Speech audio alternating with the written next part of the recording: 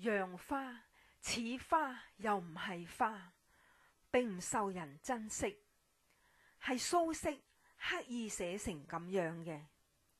古人認為洋花入水化為萍，但係都還剩3分春色，2分毀於泥土，1分隨水流去，最後以點點離人淚比喻洋花。水龍吟。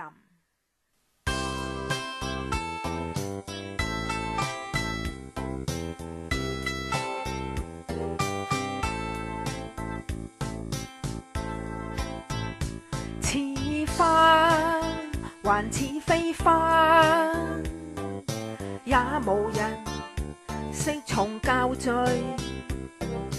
拋家旁路，思量卻是無情有事，詠選悠長，困含嬌雅，欲開還閉，夢隨風萬里，尋浪去處，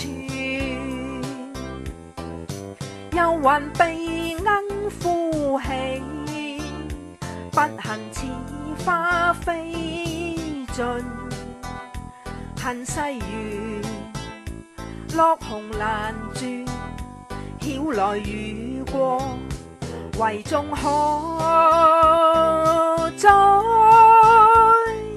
一池萍水，春色3分，2分塵土，1分流水。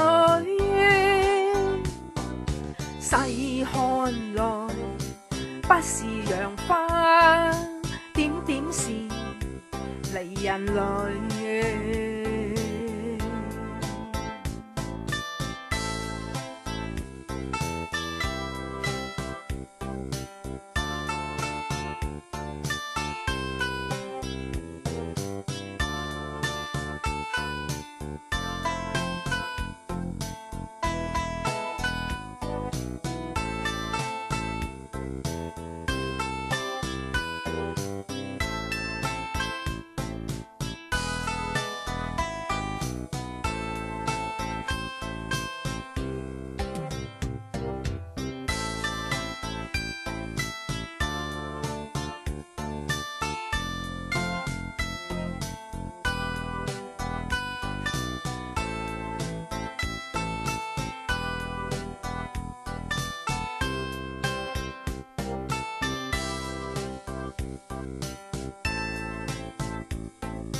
一池萍水，春色3分，2分塵土，1分流水。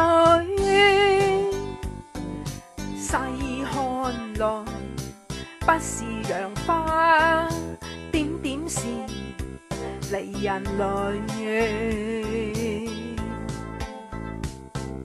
細看來，不是洋花，點點是離人淚。